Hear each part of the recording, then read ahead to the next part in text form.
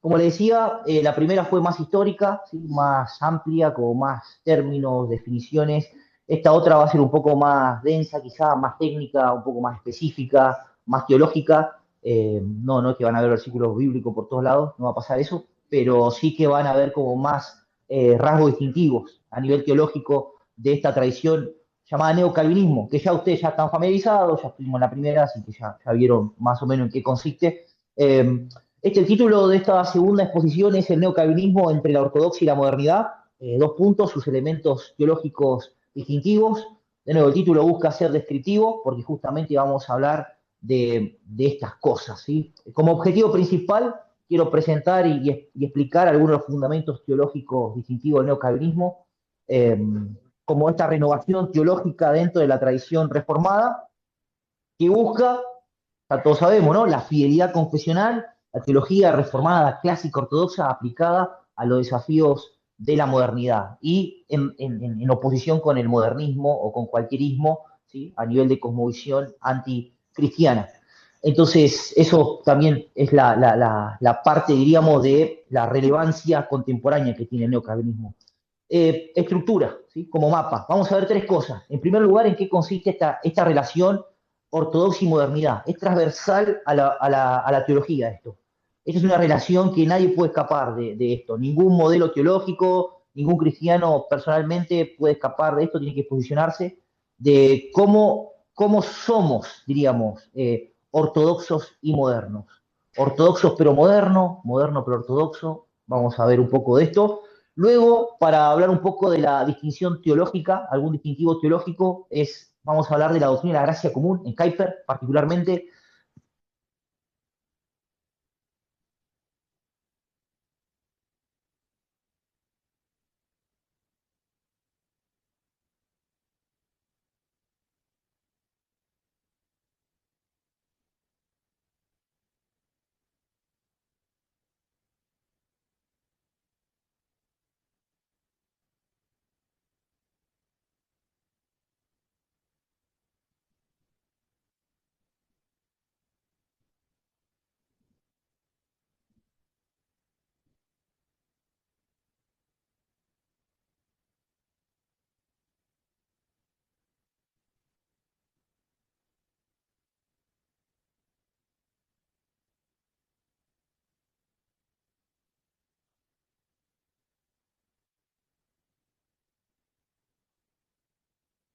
Particularmente por Herman Bavinck, que lo hace más explícito con esto.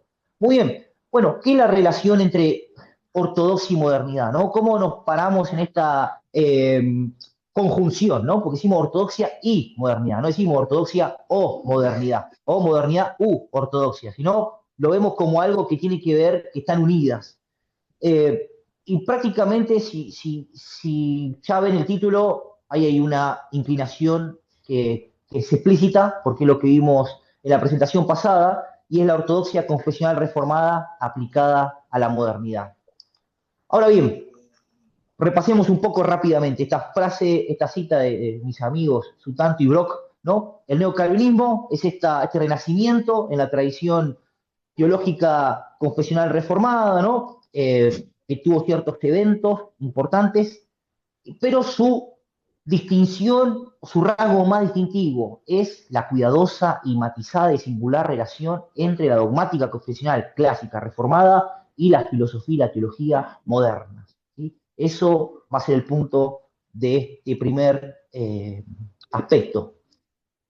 Bueno, y acá lo que nos ofrece hoy el neocalvinismo, como hablábamos, ¿no? Sus reflexiones dogmáticas en contenido, materiales, como un modelo para adaptar, actualizar el razonamiento dogmático ortodoxo y confesional para cada generación y cada cultura. Yo les hablaba hace un rato, por ejemplo, de un hermano que hoy en día él se dedica mucho a cuestiones del Islam, ¿no? Cuestiones de inmigración musulmana y aplica un modelo neocalvinista para eso. Un modelo muy crítico con Kuyper, ¿sí? Donde combina Kuyper con otros teólogos más, pero también hay otros hermanos dedicándose a cuestiones como teología de la moda, ¿sí? Fashion theology, ¿no? Así que son cosas muy específicas. Hay un hermano que se dedica particularmente a cuestiones de los videojuegos, ¿sí? Aplicar teología a los videojuegos, y cosas así que necesitamos pensar, que demandan una cosmovisión. Entonces, este es un legado, pero enorme y cada vez más amplio. Bueno, ¿cuál es el tipo de relación entre ortodoxia y modernidad? Y déjenme contrastar con alguien, ¿sí? No me quiero detener en este autor particularmente.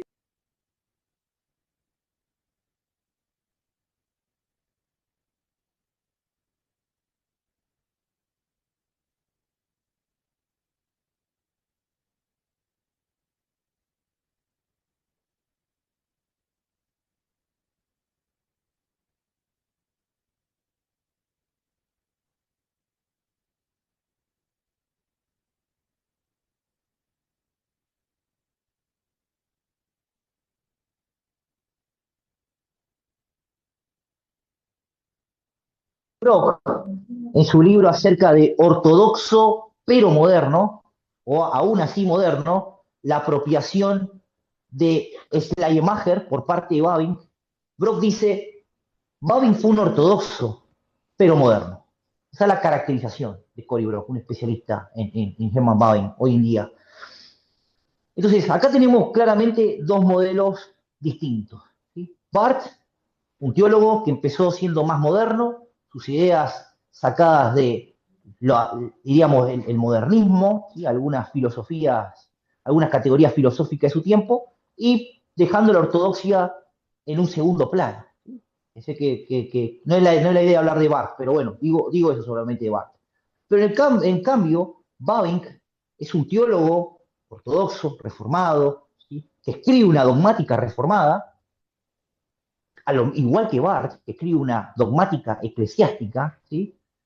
Personas que sabían muy bien de la tradición reformada, pero Bavinck en su dogmática está continuamente lidiando, ¿sí? Articulando y respondiendo a los desafíos culturales, científicos, ¿sí? Filosóficos de su época, incluso apropiándose la gramática de su tiempo para hablar. Ese es el distintivo que tiene, por ejemplo, Bavinck, vamos a verlo más adelante, sobre el tema de sus escritos, cómo él está en ese diálogo, en esa conversación muy consciente. Y dice esto, Brock, la identidad ortodoxa reformada de Bavinck, ¿no? En esto de ortodoxo pero moderno, la identidad ortodoxa reformada de Bavinck no excluye la adopción de una gramática filosófica particularmente moderna. Utiliza para la expresión de su racionalidad teológica confesional. Utilizada, perdón. Babin es ortodoxo, pero moderno, en la medida en que subsume las cuestiones y conceptos filosóficos, teológicos de la modernidad bajo las condiciones de su tradición ortodoxa y confesional. Sí. Hay un peso sobre la ortodoxia por la modernidad y no de la modernidad o ser moderno por encima de la ortodoxia. ¿Bien? Ese es un contraste. Y a mí me gustan mucho los memes, a veces en las presentaciones, porque son más gráficos, son más visuales, y acá van a captar automáticamente esta relación. Y acá hay un primer meme, ¿no? Ustedes ya conocen esta película de Matrix, ¿no? Morfeo le ofrece dos pastillas a Neo calvinista justamente, y le ofrece dos pastillas, una a la ortodoxia y otra a la modernidad, ¿no? Dice, elegí, o sos moderno o sos ortodoxo, o sos ortodoxo o sos moderno.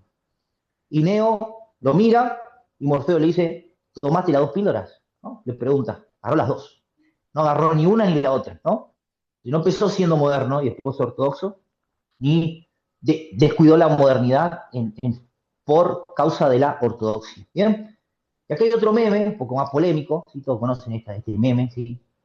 Acá está el modernismo escribiendo su examen y los teólogos modernos mirando, ¿no? Copiándose. Y acá hay algunos conceptos de la teología moderna o de la filosofía moderna, el actualismo, ¿no? El dualismo kantiano entre fenómeno y nómeno, ¿no? Razonamiento dialéctico, ¿sí? Postmetafísica, ¿no? Decir, bueno, Dios no es ser, sino que es acto y tenemos que pensar en términos más de evento y no de categorías rígidas, porque eso es escolasticismo y atrás hay filosofía griega, pagana, ¿no? Entonces, este es dos memes como para entender un poco esta dinámica de ortodoxia y modernidad. Ahora, vamos a la parte teológica, acerca de un elemento o una doctrina teológica distintiva del neocalvinismo.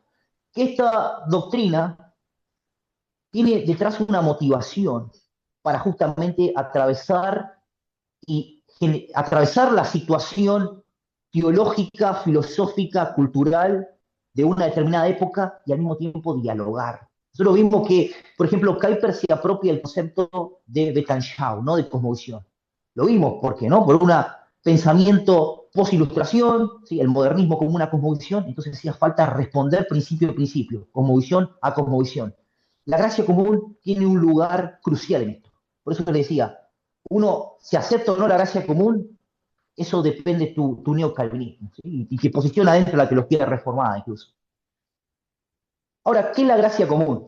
Y permítame dar una definición de la gracia común en el neocalvinismo, ¿sí? Sultanto y Brock, en su libro de Una introducción teológica al neocalvinismo, dan un párrafo, pero crucial. Me parece preciso leerlo todo y después desglosarlo en lo que viene. Dice, para Kuyper y Babbing, la gracia común de Dios es el favor general de Dios que sostiene el orden de la creación a pesar del pecado.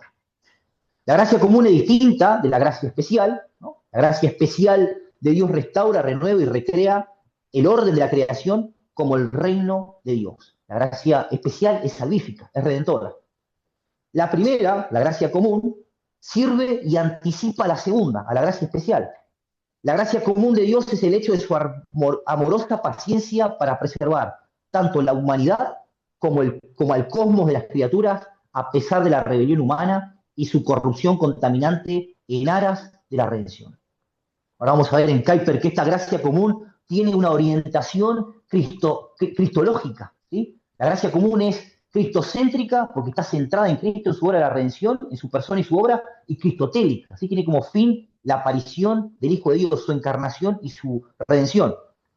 La gracia común marca una era, ¿sí? Una etapa entre la maldición del mundo, en el capítulo 3, y el segundo advenimiento de Cristo, en la que Dios otorga bienes morales epistémicos o intelectuales y naturales o materiales al mundo, ¿sí? Dios está concediendo dones materiales, y eso lo asumimos, ¿no? Dios hace salir el sol para buenos y malos, Dios provee, ¿no? Da alimento, pero también Dios da dones morales.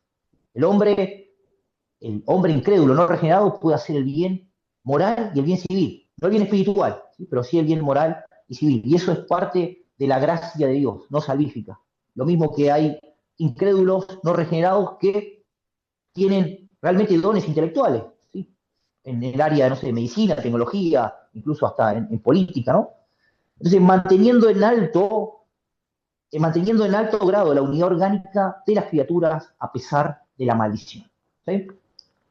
Muy bien, Kuyper y la gracia común. Ya vimos que Kuyper enfatiza la realeza de Dios sobre toda la vida, ¿no? Toda la vida debe ser pro rege, para el rey o por el rey. Kuyper estaba enamorado realmente del oficio del rey de Cristo, al punto de que algunos neocalvinistas de hoy en día dicen que Kuyper enfatizó en los tres oficios de Cristo su lugar de rey, su oficio de rey por encima de sacerdote y profeta, ¿no? Pero Kuyper vivió en un contexto, ¿no? Y tuvo una vida, y como vimos, hizo una tesis doctoral y se dedicó a varias cosas, escribía el diario, en el estandarte y todo lo demás. ¿Y por qué Kuyper se interesa de la gracia común? ¿No? Y eso es interesante porque cuando uno mira la teología reformada, parece que la gracia común desaparece. Luis Berkhoff, en su teología sistemática, dice, Calvino habló de la gracia común, pero fue recién recuperada por Kuyper y Babbing a finales del siglo XIX en los Países Bajos. ¿Por qué pasó eso? Y esa es una razón de por qué neocalvinismo, y habíamos visto en la presentación anterior, hay tanto énfasis en el modelo de Calvino, ¿no? Un trabajar en el espíritu del Calvino, no como un copista servil, sino como recibiendo críticamente lo de Calvino. Y en Hola la de nuevo, secesión que les Ricardo, buen comentaba en día, ¿cómo estás? Espero que estés la primera bien. charla, en ¿Cuándo me lo 1834, cuando mandaste? una parte de la iglesia reformada en los Países Bajos se separa por causa de varias cuestiones, especialmente porque no era una iglesia libre, porque era una iglesia nacional. Kuyper, imagínense que no había nacido ahí, ¿no? Nace 3 años después, en 1837. Pero Kuyper también estaba desconforme con esto. Y él tenía su grupo llamado Los Dolientes, ¿no? Que en 1892 genera un nuevo presbiterio, la Iglesia Reformada Neerlandesa. Pero esto lo que hizo en 1834 fue que la Iglesia Reformada empiece de nuevo a volver a la confesionalidad reformada, especialmente a ver la confesión belga, el catecismo de Heidelberg, pero sobre todo los cánones de Dordrecht o los cánones de Dort. donde son sistematizados los 5 puntos del calvinismo. Y hay algunos capítulos ahí que hablan de la gracia común, no con este término, ¿sí? Pero no vamos a entrar en eso. Pero al mismo tiempo, Kuyper también empieza a leer de nuevo a Calvino. Y cuando Kuyper lee a Calvino, hasta uno mismo, cuando lee a Calvino, puede ver que Calvino está hablando de una gracia o de las influencias del poder del Espíritu Santo en los no regenerados, en los incrédulos, ¿sí? Dando dones. Calvino está continuamente citando a Séneca, a Cicerón, a Marco Aurelio, a paganos, diciendo, miren, tenían razón en lo que decían, ¿no? Por eso le decía, Calvino es un moderno, Calvino es un renacentista. Y Calvino, de hecho, es eminente pagano, ¿no? Hablando de Cicerón, es eminente pagano. Y esto Calvino lo explica a través de la noción de gracia común, pero él habla de una gracia general. Pero ese es el término que se va a adoptar, ya iba a quedar como un designador rígido, ¿no? Gracia común. Entonces, Kuyper recurre a la confesionalidad reformada neerlandesa, incluso a Calvino, para fundamentar la doctrina de la gracia común. Encuentra, obviamente, los antecedentes ahí, pero no en otro lugar, ¿sí? No en otro lugar. De hecho, este tema de la gracia común ha sido tan controversial que luego de todo esto, ya en los Estados Unidos, en 1927, se genera un sínodo para discutir la gracia común. Y hay una gran diferencia, un gran desacuerdo, un gran debate dentro de la iglesia reformada de corte neerlandés en los Estados Unidos, ¿sí? Donde varios teólogos empiezan a discutir, especialmente Hermann Hoeksema, quizá ustedes alguna vez lo escucharon, y otros más que defienden la gracia común, como por ejemplo Cornelius Van que le dedica un libro a él, ¿no? Entonces, el sínodo va hacia el lado de la aprobación de la gracia común. Lo interesante es que ese sínodo vuelve a despertar el labor exegético para esto, pero también el labor dogmático, de ver la tradición reformada confesional en esta doctrina, particularmente la gracia común, ¿sí? Y ver incluso a los teólogos de la posreforma, diríamos, ¿no? Del siglo XVII, siglo XVIII. Entonces, Calvino la mencionó un montón de veces, en diversos contextos, pero sin sistematizarla.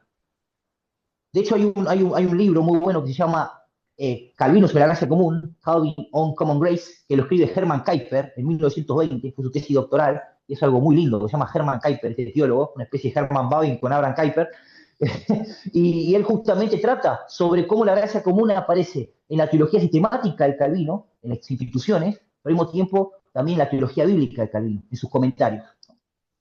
Pero Kuyper claramente detecta que la gracia común tiene una dimensión redentora, histórica y escatológica. En esto de que la gracia común está entre medio de la maldición del pecado de Génesis 3 hasta la venida de Cristo, donde restaurará todas las cosas.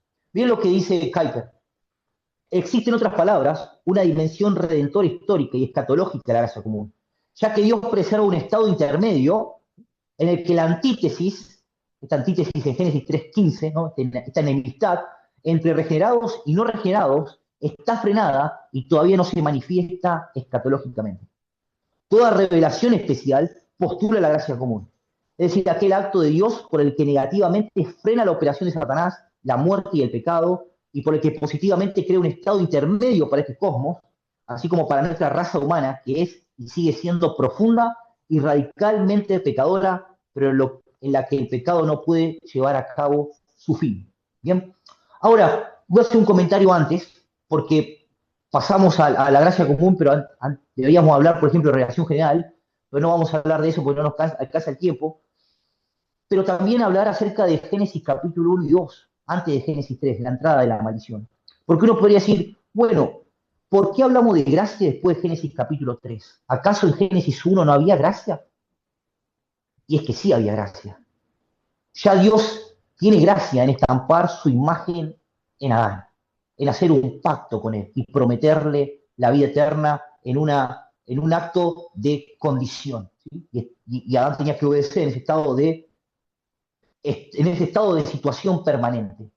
Entonces, la gracia de Dios siempre existió, siempre. Ahora, con la caída, la imagen de Dios en el hombre es distorsionada. Y lo bueno que puede llegar a ser el hombre, la humanidad, no se debe a algo que está ya configurado y mecánicamente el hombre, que por sí mismo va a reaccionar así y actúa así, sino que lo que hace, bueno, ya sea intelectual o epistémicamente o intelectualmente, es por la operación de Dios, por la gracia de Dios. Esto Calvino es muy específico, dando un gran énfasis al lugar que tiene el Espíritu Santo en la creación, a una cosmología neumática, ¿no? El Espíritu Santo obrando no solamente en la recreación, sino en la creación. Esto es algo que Kuyper recupera. Kuyper tiene 3 volúmenes acerca de la obra del Espíritu Santo, y habla acerca del Espíritu Santo en la creación y también en la humanidad caída, dando dones, la gracia común. Pero luego de la caída, con la maldición del pecado, se hace necesario justamente restringir la maldad del pecado, las consecuencias del pecado, y Dios mismo autorreteniéndose, autolimitándose en su paciencia de no castigar con su ira la creación pecaminosa, ¿sí? La creación que está siendo rebelde, ¿no? Que está oponiéndose en hostilidad a su verdad, ¿no? Entonces, la gracia común tiene 2 aspectos. El primer aspecto es que hay restricción. Dios pone restricciones a la obra de depravación humana. Hay una restricción de su propia ira, ¿no? Dios contiene su paciencia en la ejecución de su ira y del mal. Dios limita la desintegración y la desorganización de las consecuencias del pecado. Incluso posterior a la caída, las consecuencias mismas de la maldición, ya Dios está prometiendo preservación en esa misma consecuencia. Está prometiendo incluso salvación, ¿no?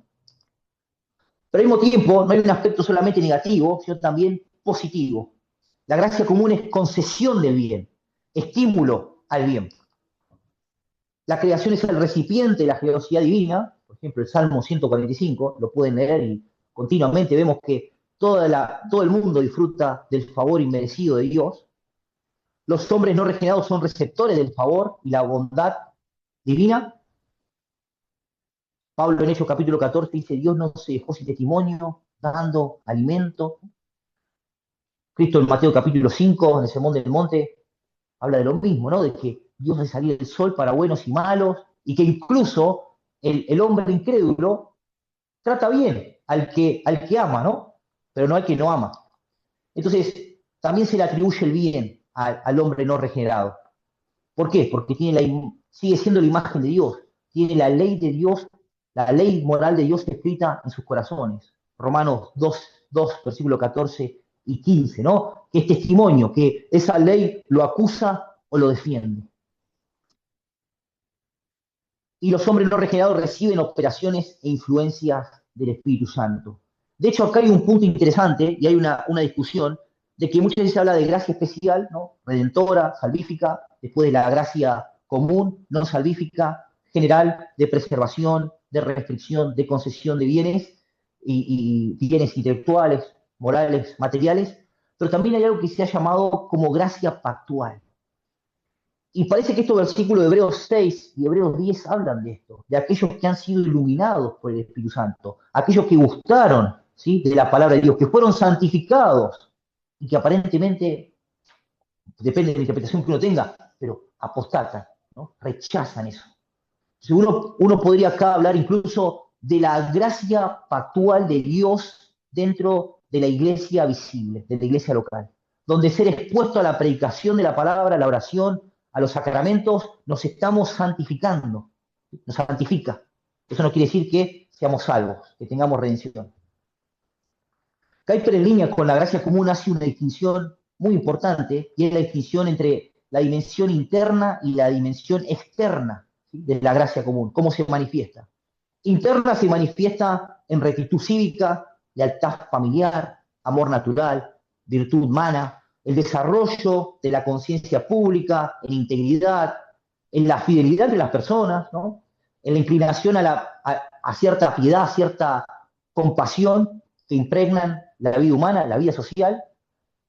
Pablo en Romanos capítulo 1 habla de aquellos de que no tienen incluso afecto natural, ¿no? El pecado incluso te puede llevar a tal punto, ¿no?, de oponerte al orden creacional, de ir en contra de estas cosas. Pero esto, si está entre nosotros, si está en nuestra sociedad, es por la gracia común de Dios, manifestada internamente. Ahora, externamente,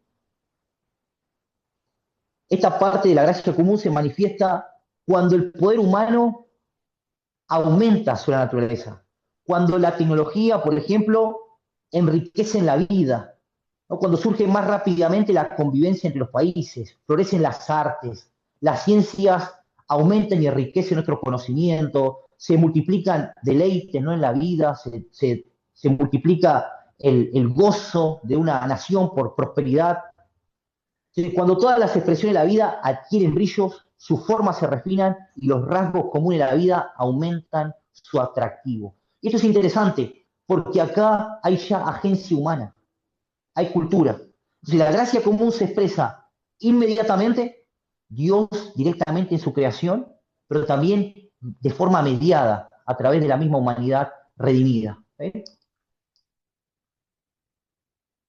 Y esto lleva a otra distinción que enriquece nuestra comprensión también de la gracia común. Y esto lo dice Kuyper en su segundo libro de Gracia Común. Dice, la operación constante consiste en que Dios, con mucha diferencia de grado, frena la maldición de la naturaleza y el pecado del corazón humano. En contraste con esto, la operación progresiva es aquella otra operación mediante la cual Dios, con un progreso constante, equipa cada vez más completamente la vida humana contra el sufrimiento y la lleva interiormente a un desarrollo más rico y pleno. Fíjense, el aspecto de constancia, ¿no? Dios mismo actuando, frenando la maldición, frenando el pecado en el corazón del hombre, pero al mismo tiempo la progresiva, ¿no? Entonces, esta gracia común, en esta influencia constante, tiene un aspecto como negativo, ¿no? Dios restringiendo el pecado, Dios restringiendo sus efectos, Dios preservando el universo. Pero también hay una acción positiva de la gracia común que es progresiva y en esto está la labor cultural del ser humano.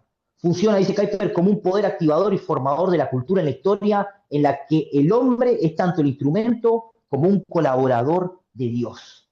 ¿Sí? Esto podríamos incluso categorizarlo cuando hablamos de la doctrina de la providencia. Dios en la providencia gobierna, preserva. Pero también hay una tercera dimensión, un tercer elemento en nuestra doctrina de la providencia, y es la concurrencia. Dios actuando con causas secundarias, no simplemente Dios siendo la causa primaria de todo. Entonces, esa causa secundaria es donde entra esta parte progresiva y externa de la gracia común. Y también es la gracia de Dios de darle al hombre el mandato cultural en Génesis 1, 26, 28, de ejercer dominio sobre su creación y preservar eso incluso después de la caída. Y hoy nosotros como Iglesia de Jesucristo, en la Gran Comisión, tenemos este trabajo de nuevo de generar cultura y establecer los diálogos con los que no piensan como nosotros en la vida pública, reconociendo justamente esto, que Dios sigue obrando en los no regenerados, que Dios obra en su humanidad completa. ¿Bien? Déjenme pasar ahora al otro concepto clave de la catolicidad que está en Babin.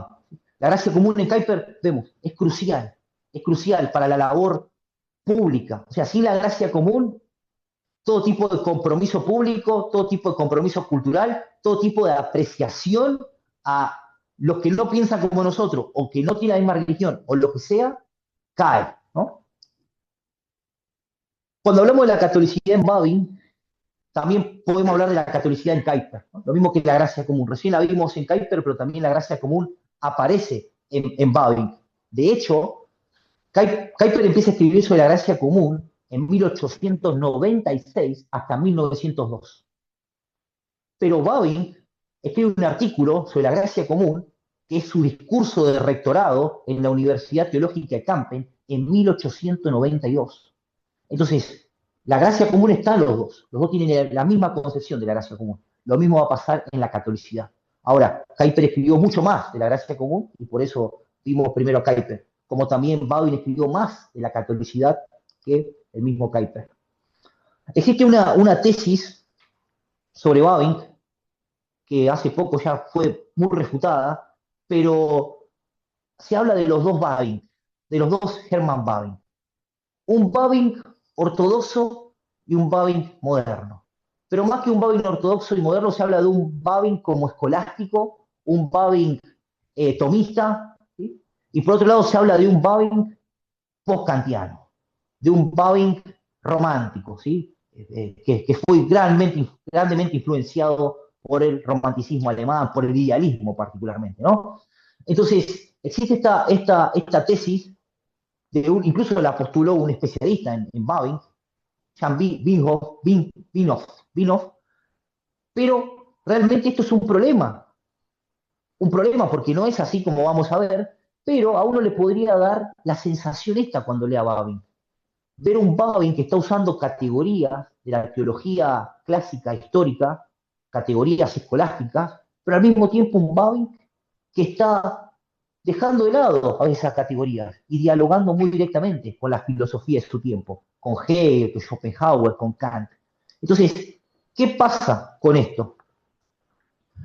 Dice John Bolt, el editor de la dogmática reformada al inglés, dice, Bavinck no fue un simple cronista de las enseñanzas pasadas de su propia iglesia, de la iglesia reformada. Se comprometió seriamente con otras tradiciones teológicas, en particular la católica romana y la protestante liberal moderna. Estudió a fondo a los padres de la iglesia y a los grandes pensadores medievales e imprimió su sello neocalvinista a la dogmática reformada. Esa es la definición que tiene Bavinck cuando uno lee la dogmática reformada, ¿no?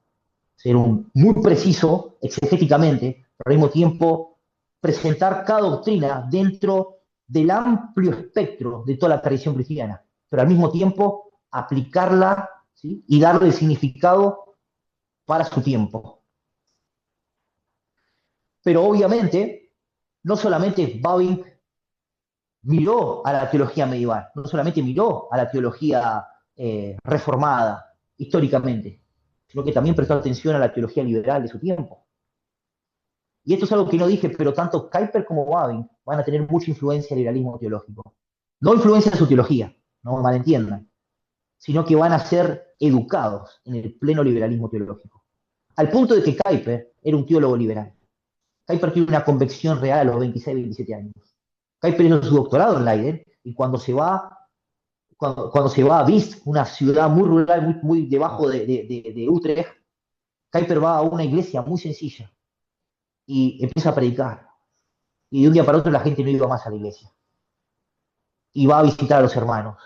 Hasta que una hermana, Baltus, lo confronta fuertemente y le dice, no estás predicando el evangelio.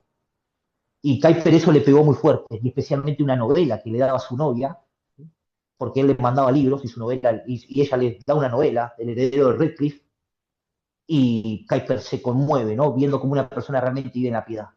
Bavinck no es así. Bavinck se va a Leiden, advertido por lo que pasaba en Leiden, y Bavinck estudia con los teólogos liberales y estudia la teología liberal de su tiempo, ¿no? Entonces, tenían muy en claro lo que había pasado y lo que pasaba.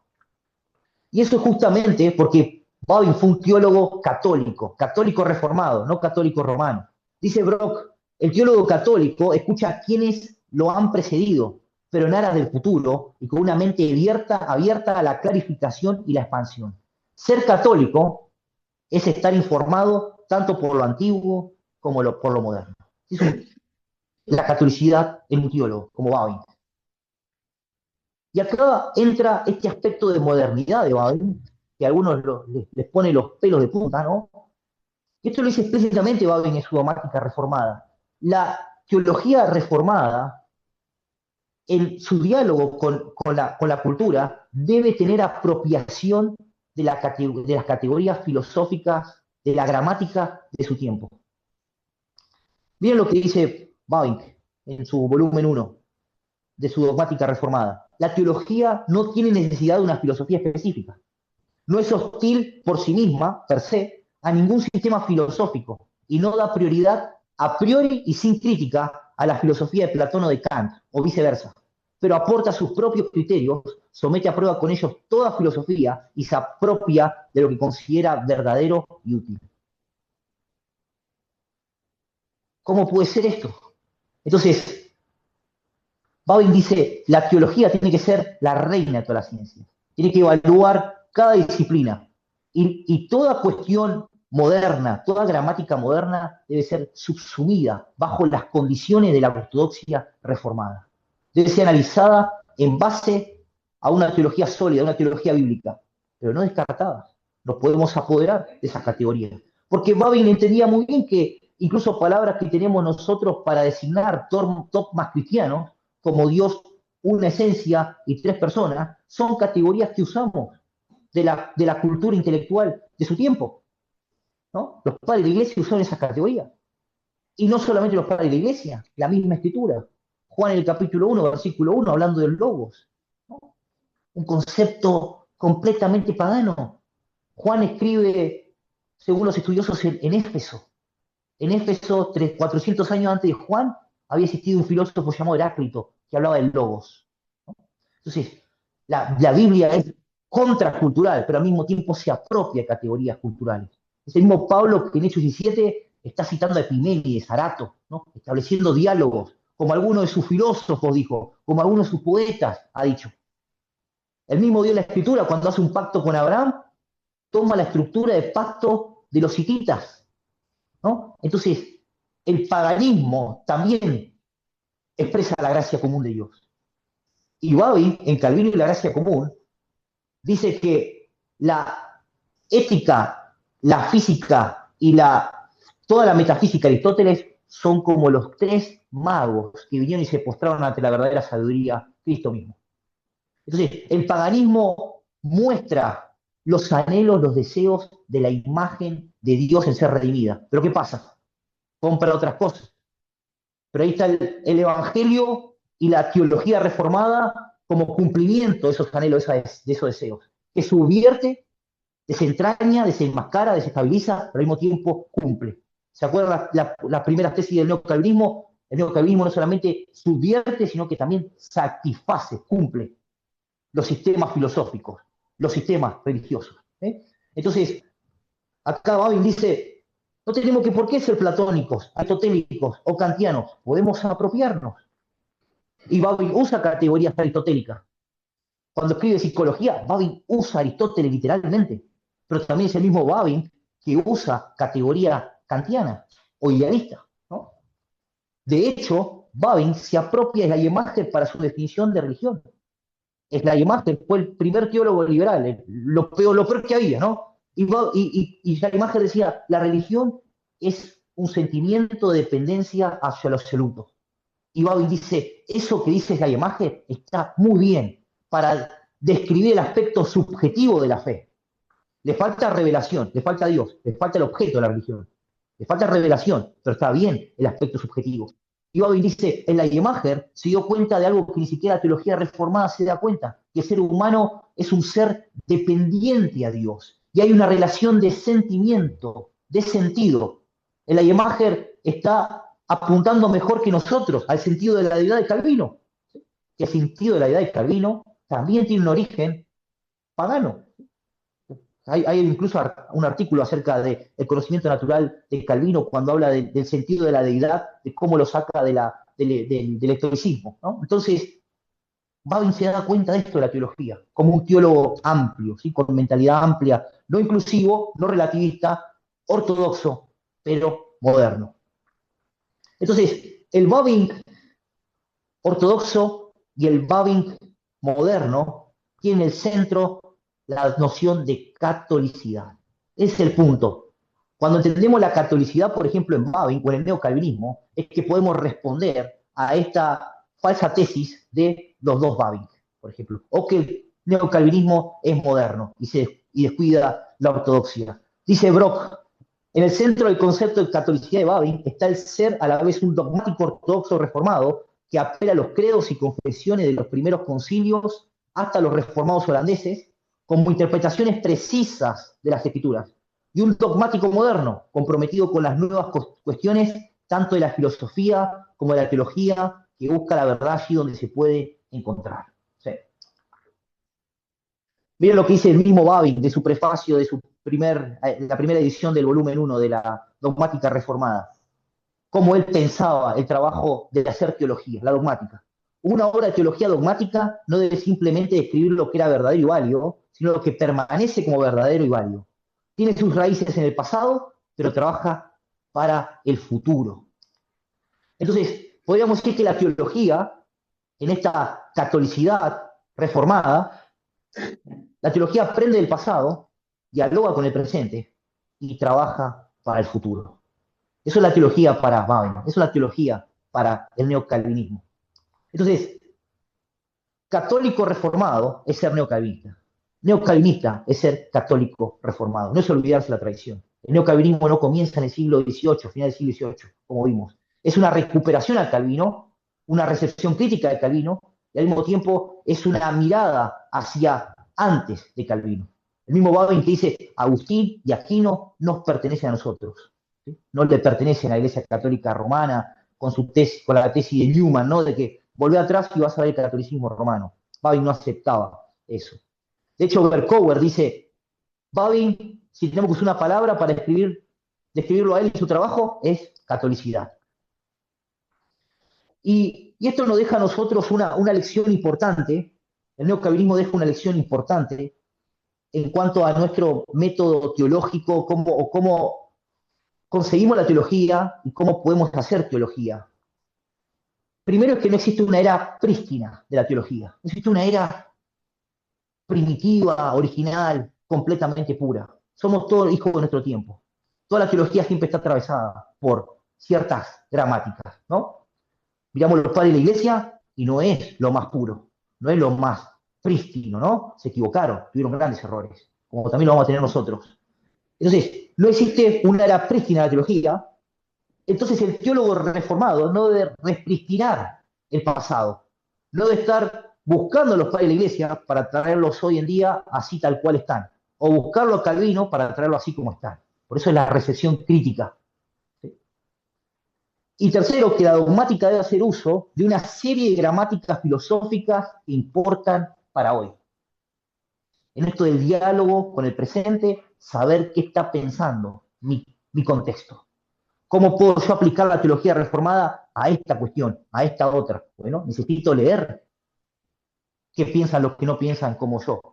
4, que los teólogos deben pararse sobre hombros teológicos y filosóficos para poder mirar más lejos, ¿sí? Usando una cita de Newton, ¿no? Que Newton decía, hay que pararse en hombros gigantes para hacer ciencia. La ciencia es, digamos, acumulativa. Bueno, Kuhn va a decir que no, pero bueno, la ciencia se va construyendo, ¿no? La teología es lo mismo. La teología es una labor colectiva, es conocimiento de la iglesia, ¿no? Necesitamos leer como iglesia la escritura. Entonces la dogmática mira hacia atrás, pero presta atención sobre todo al presente, a los hombres de hoy y a las cuestiones de hoy. Para Babin, según el concepto de catolicidad, debe conversar la teología y abordar las cuestiones del presente a la luz de la sabiduría del pasado y también del presente, porque la catolicidad bebe del pozo de los padres con el fin de leer las escrituras en toda la comunión de los santos. Esto incluye explorar las cuestiones de la modernidad teológica y el catolicismo romano moderno, por ejemplo. Y Babin se comprometió con la teología liberal de su tiempo, en el sentido de estudiarla y criticarla, como también de la teología romana de su tiempo. Déjenme cerrar con esta última diapositiva, ya estamos en horas, 43 minutos. Esta es una propuesta de cómo pensar la teología con las demás ciencias, especialmente con la filosofía.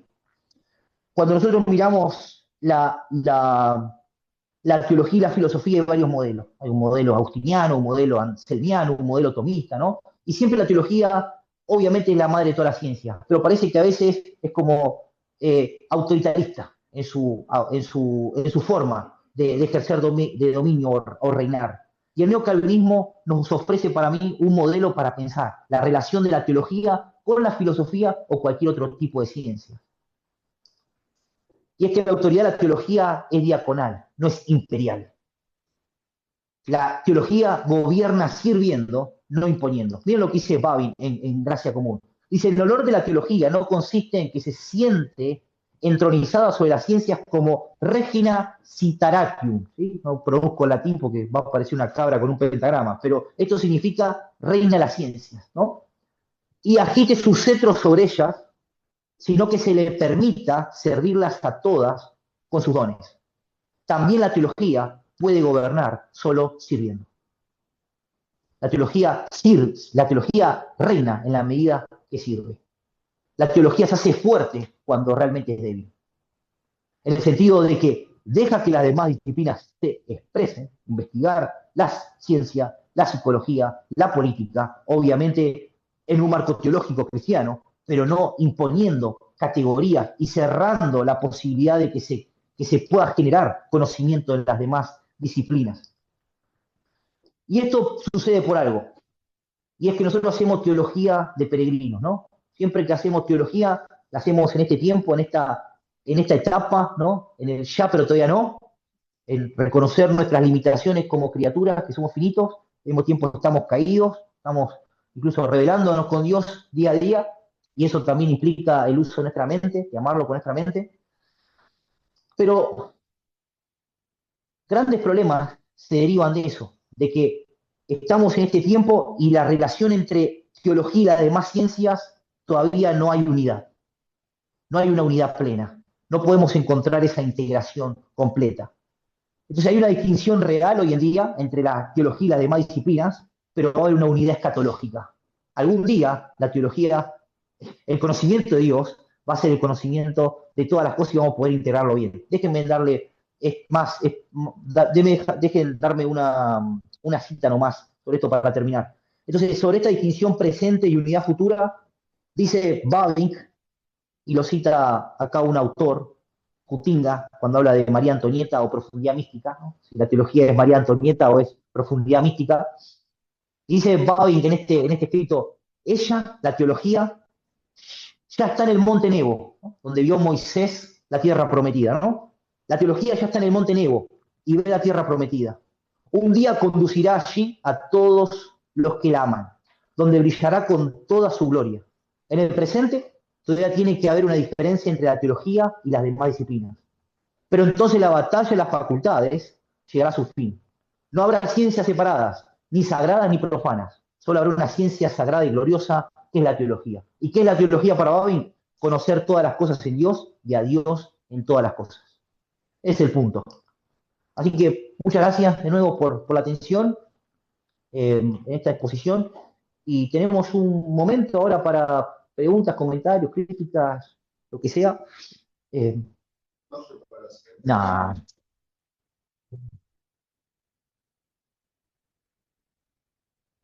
Sí, Marce. La teología que sirve es en un sentido misiológica, digamos, en el propio uso de los términos. Fue alguno de los teólogos que surgieron de esta línea centralista como Bertauer o Bavinck,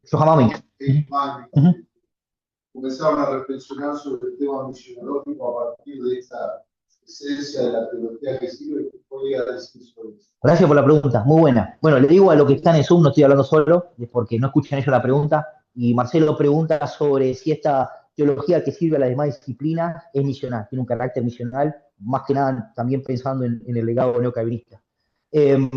Sí, particularmente Johann Bavinck, que va a ser como el misionólogo y también misionero, no solamente misionero de escritorio pensando en la misionología y no poniendo el pecho, diríamos. Johann Bavinck va a ser misionero en Indonesia por 10 años y va a escribir mucho sobre teología de las misiones.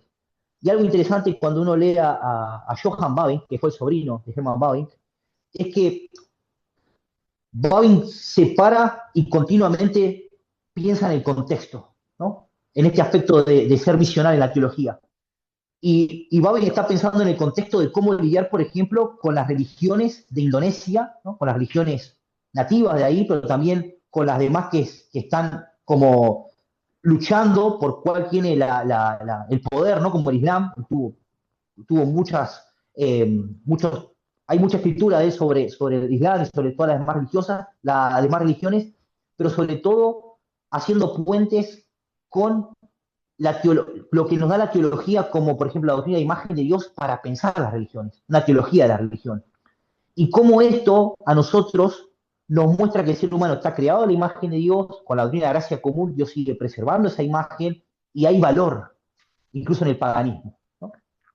Entonces, Bavinck se acerca a las culturas en su trabajo misional, teniendo todo este trasfondo teológico, y eso le permite a él, por ejemplo, desarrollar un concepto, que es el concepto de la posesio, ¿no? De tomar posición, diríamos, de la posesio.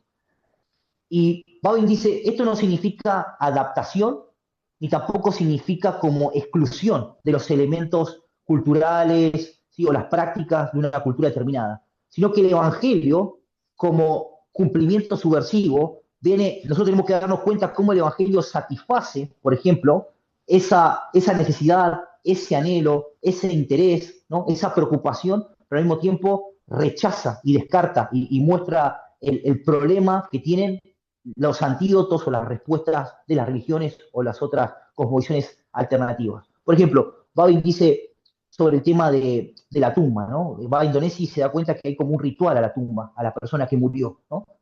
O a los ancianos. Y Babin dice, bueno, esto es importante porque nos muestra la reverencia que hay a los mayores, nos muestra la reverencia que hay de la vida humana, nos muestra lo significativo que es la vida post-mortem, ¿no? Pensar la vida después de la muerte. Pero hay que sacar continuamente, hay que sacar completamente todas esas consideraciones erróneas que tienen estas religiones, de cómo están pensando en esto. Pero no es decir, no, ya está, el culto a los muertos o cómo mirás a las personas más grandes con toda esta visión de idolatría, de religión pagana, la tenés que descartar. No, sino más bien cómo la pensás, ¿no? Y cómo te apropias de esas categorías para poder predicar el evangelio oficialmente. ¿Sí?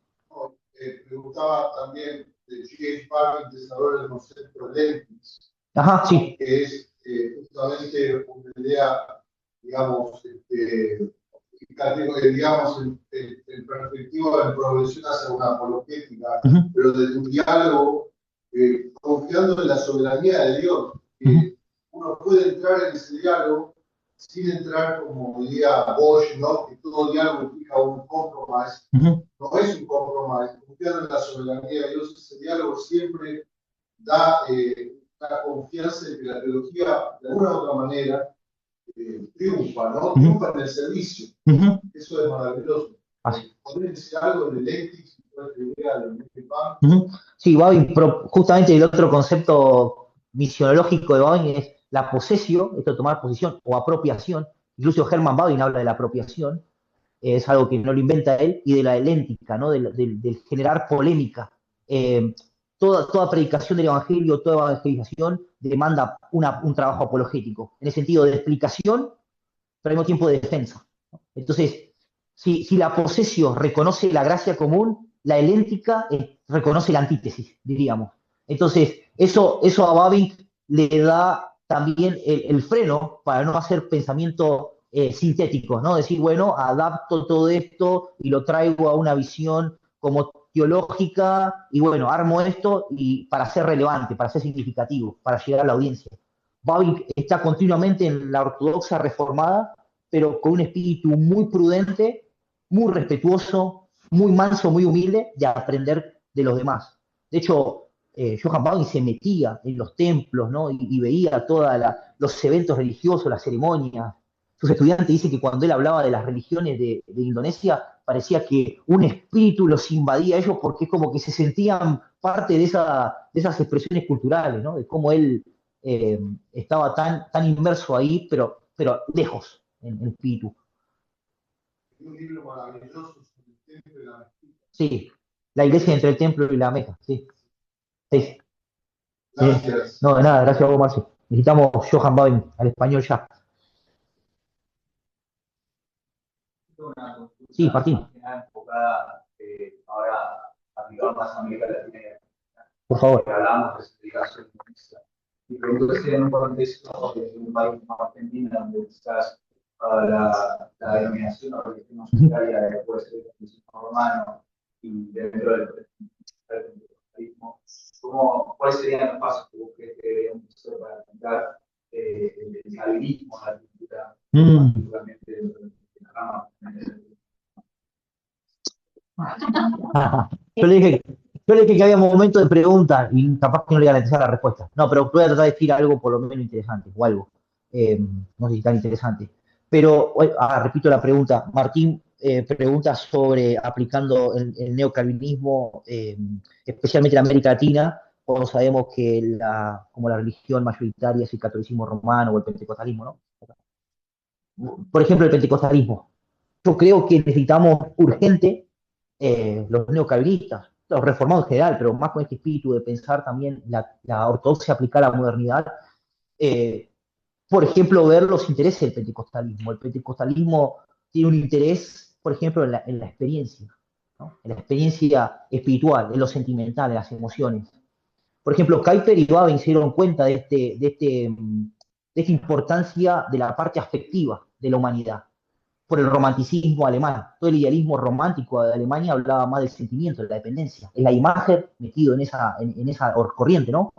Eh, y se contraponía con la visión mecanicista, materialista o naturalista de Alemania en ese momento, ¿no? El neocantismo como que genera esos dos aspectos, la creación, el mundo como algo vivo, ¿no? Como animado, y el ser humano más en esa relación de dependencia con el mundo, y los otros como más científica, más secular, más atea. Entonces, creo que ellos se dieron cuenta del espíritu de su tiempo, la importancia de lo afectivo en la religión, y volvieron, por ejemplo, a Calvino, ¿no? Para hablar del sentido de la divinidad. Es un re tema eso, para otro taller. Creo que nosotros hoy podemos ver al pentecostal y valorar mucho en este ánimo de la catolicidad del cristianismo, valorar cada denominación. Que cada denominación, diría Babbage, cada cristiano y cada denominación busca la imitación de Cristo, ¿no? Entonces nosotros podemos ver la imitación de Cristo particularmente en cada denominación. Entonces, eso es el primer punto. Y el mismo Babin es interesante, porque cuando va a Estados Unidos en 1909, escribe su diario y pone: el calvinismo no es la única verdad, dice Babin. Y uno dice: ¿qué está diciendo Babin? Bueno, justamente él se da cuenta de que incluso el calvinismo de los Estados Unidos era el mismo calvinismo de Holanda, de Países Bajos. Y las expresiones de las demás denominaciones. Entonces, eso es a nivel metodológico. Entonces, pensando en el tema de la experiencia del Espíritu Santo, creo que ahí hay un gran punto para nosotros, porque, como le decía, Kuyper escribió 3 volúmenes del Espíritu Santo, y nosotros necesitamos recuperar la persona del Espíritu Santo, la obra del Espíritu Santo. Calvino fue un teólogo del Espíritu Santo, ¿no? Entonces, es nuestra herencia esa, no es la herencia del pentecostalismo, con todo mi respeto a los hermanos pentecostales, ¿no? Pero necesitamos volver a nuestras fuentes. Pero ¿cómo hacemos para establecer los diálogos? Bueno, hablemos de la experiencia. ¿Qué es la experiencia? ¿Qué son los aspectos? ¿Por qué son importantes pensar? ¿Cómo se conecta con la persona del Espíritu Santo, la obra del Espíritu Santo? Entonces, desarrollar una neumatología reformada en diálogo.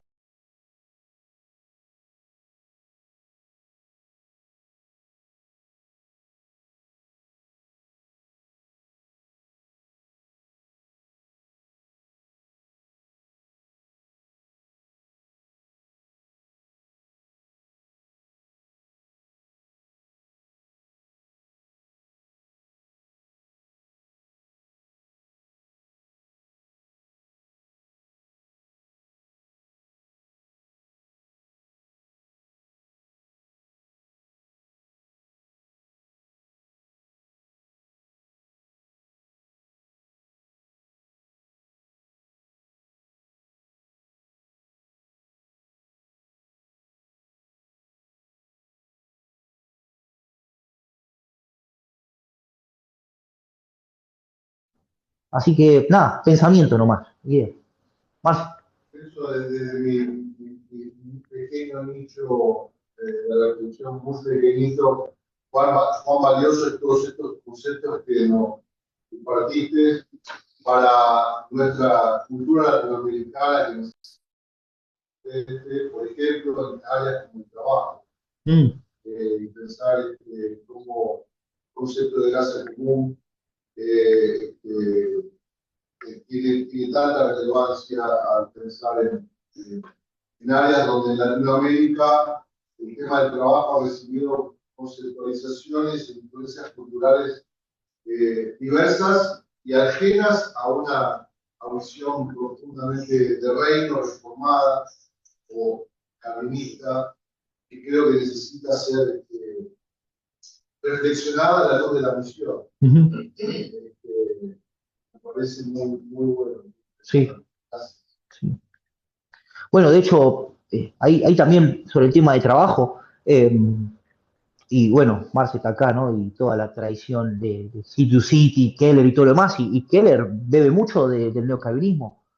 De hecho, las 2 últimas contribuciones de la vida de Keller, antes de fallecer, fue el prólogo a Personality and Worldview de Johann Bavinck, de la traducción de Eglinton, y después una contribución en el handbook de neocalvinismo, en T. Clark, ¿no? Sobre el ministerio pastoral.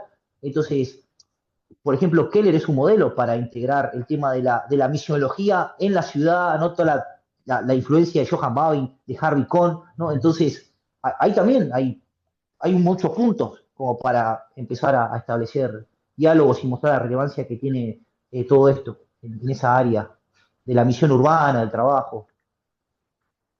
O sea, ¿alguna pregunta del Zoom? No sé si mandaron alguna pregunta, ¿no? Ah. Bueno, creo que, no sé, faltan 5 minutos para las 12, pero si no, ya está.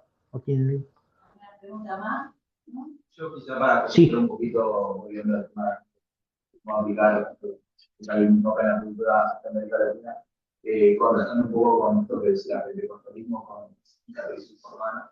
Como vos decías, esto de nosotros también tenemos una teología neumatológica desarrollada, la que podemos compartir y mostrar que ese ámbito tan fuertes. Y por otro lado, lo que se también con lo que se de la teología reformada, es algo que noto mucho sobre la gente que tiende a ir hacia el lado católico romano, porque tiende a buscar una conexión quizás con la iglesia primitiva, con los padres de la iglesia, y si nosotros por un lado podemos abordar esta idea de que nosotros también tenemos conexión con San Agustín, con nos apropiamos, y también podemos demostrar que tenemos esta neumatología avanzada, creo que no sé si dejamos, pero creo que sería un pasos útiles como para avanzar por ese lado y poder instaurar un poco el calvinismo en Argentina, particularmente para las necesidades. Bien.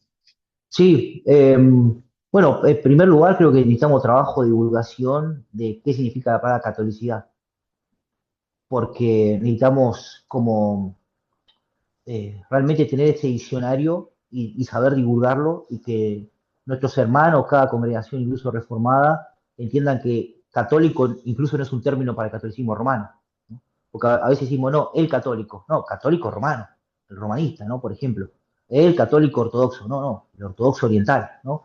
Entonces, primero, entender qué significa eso. Segundo, diría, sacarnos este síndrome de Adán, de pensar que atrás nuestro no hubo nadie, ¿no?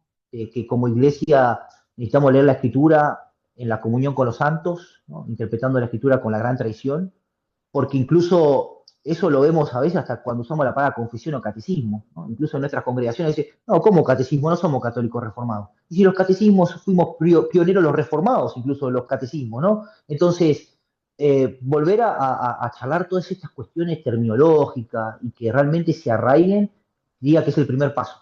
Después lo demás es quizás segundo paso, ahí puede desprenderse un montón de cosas. Pero creo que como base necesitamos eso, por lo menos. Y entender que somos católicos reformados. ¿Sí? O ser presbiteriano. Ser presbiteriano es no empezar en Westminster, ¿no?